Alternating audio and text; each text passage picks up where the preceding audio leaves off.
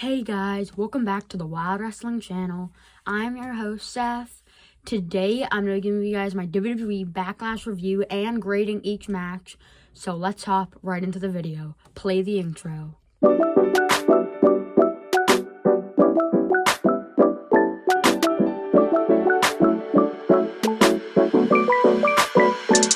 First up, we have the Fatal 4-Way for the United States Championship. LA Knight, Jacob Fatu, Damian Priest, and Drew McIntyre all went at it during a chaotic and crazy match with no stoppage at all, no slowdown. It all was crazy. Damian and Drew end up, their hatred is still so feudal in this match to where right as Drew is looking to win, Damian pulls the ref out. They fight off into the crowd, and we see a South of Heaven off a production crate through two tables by Damian Priest. Then, as we're looking for the end of the match here, Jacob Fatu and LA Knight are fighting around the ring, and just as LA Knight looks to capitalize, we see Solo Sikoa drag Jacob Fatu off the announce table after LA Knight was looking for an elbow drop. Then, as LA Knight looks to attack Solo, we see the debut of former New Japan Television Champion Jeff Cobb as he attacks LA Knight. Jacob Fatu looks very confused about this, but capitalizes on it, hitting a hip attack and a moonsault to retain the United States Championship. Still looking confused, acting like he doesn't even know that Jeff Cobb was supposed to debut, but we'll have to see what he explains on Friday, as he didn't really say a lot in the press conference.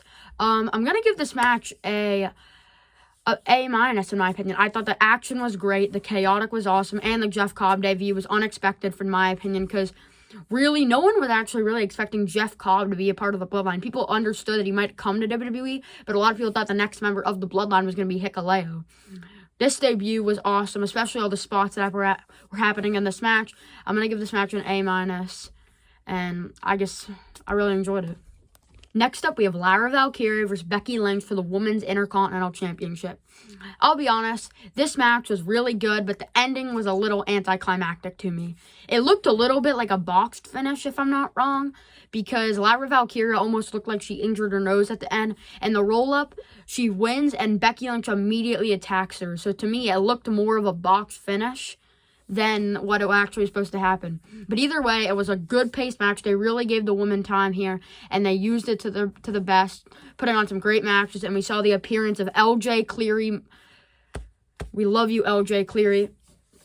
But we saw him make an appearance as Lara Valkyria's fiance, as Becky Lynch was rubbing Lara against the barricade. But this match was really good. All the action was awesome.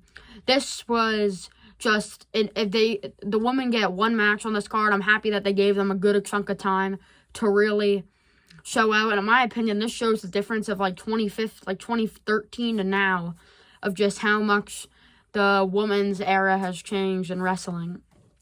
I'm going to give this match a B+. I thought it was a very, very good match, but like I said, the ending was a little anticlimactic to me. Didn't think Lara Valkyria was going to get the win, but I understand it, but it's still just a little anticlimactic to me, so I'm going to give it a B+.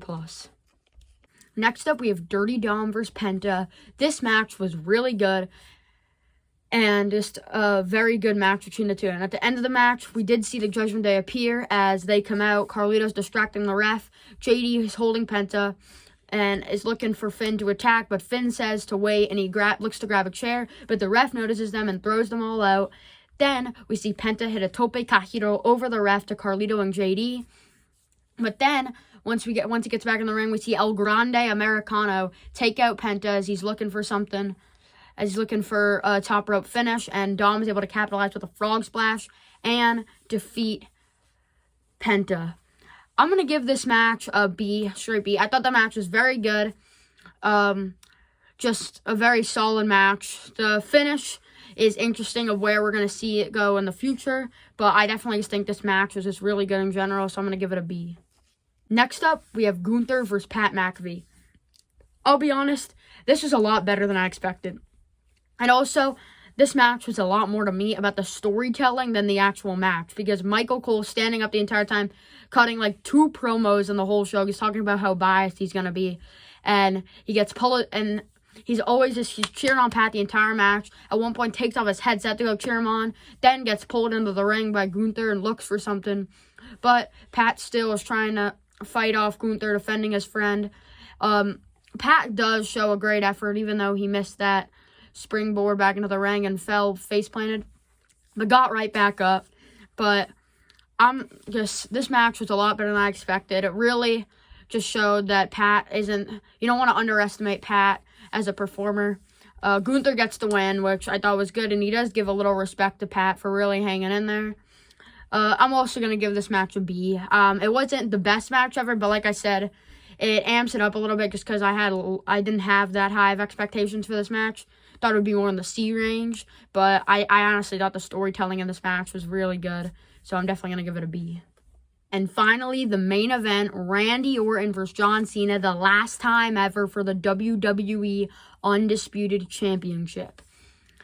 The entrances were awesome, seeing all of St. Louis sing Randy Orton's theme song, and everyone booing John Cena as he came out.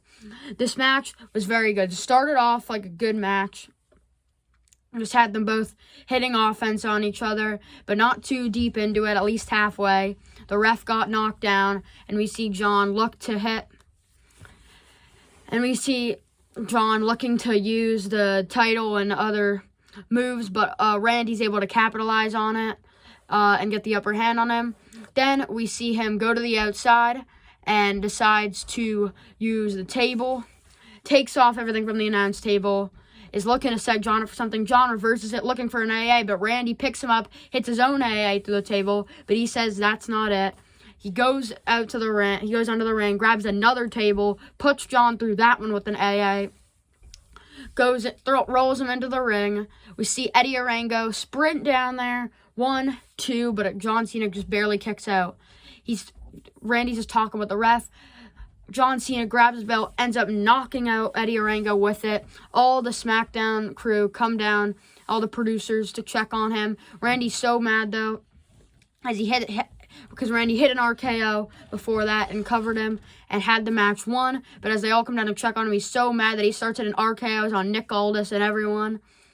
And he's just so annoyed by it, and he is ready to set John up for a punt to put him away and win the title. But then we see R-Truth come out begging him not to hurt his childhood hero. But he suffers an RKO. But then he gets a low blow and an AA to be defeated by John Cena in their last time ever, as John Cena continues his path with the WWE Undisputed Championship. To be honest, I gotta give this match an A. I just gotta say, it was an overbooked mess, but I'll be honest, I just was really, the storytelling in this match was there, and just, I know it was really overbooked for some people, but I think that was the whole point of it, to where you had to recognize John cannot win by himself. Like, we needed this overbooked mess to be able to let John win. Because if we had John beat Randy clean, we would all be like, what's happening? We needed an overbooked mess to let John defeat Randy. So I'm definitely just going to give this an A, because I thought they worked this match out perfectly. And yeah, this is just a very good match. Also, I want to go out on the quick acknowledgement of John Cena putting R-Truth through the table. He comes to the press room as Triple H is talking. He says he's going to answer some questions. Then he comes up. Triple H lets him. John says he hasn't been the best with the press, so he's going to be better today. Someone asked him the first question. He's going to answer. R-Truth comes in to congratulate him, say that he'll always be there for him, even if people say he sucks and he can't wrestle. Then John says that he crossed the line. R-Truth tries to speak again, but John just puts him through the table, leaves him laying, and leaves the press room. As I think now we are going to head to a rematch of Capital Punishment in 2011. R-Truth versus John Cena for the WWE Undisputed Championship. Overall for Backlash, I'm going to give the entire show an A-. I think this is what Backlash is becoming. 2023, 2024, and 2025, in my opinion, all deliver so many great matches. Like, in my opinion, this show is just so good. Like, it's just when you get off that bat, like this is the way they like to say they start off the offseason. I don't know why, but the show always ends up being so good. Like, because when you enter a new year after WrestleMania, is it like every year it feels like it's the whole new era? That's what like makes Backlash so like gets that crazy reaction. Just makes it so good because it feels like an entire new era. Even though we're technically not even in a new era, but it just feels like it after every single WrestleMania. And I just don't know what to say. But, like, Backlash, in my opinion, has been a show that always seems to deliver. And I hope it's like that for the future. So, this show definitely, in my opinion, deserves an A-. Thank you guys so much for watching. Make sure to like and subscribe. Comment down below if you're enjoying these videos. And turn on that bell so you get notified whenever I upload a brand new video. I'll see you guys in the next one. Bye, guys.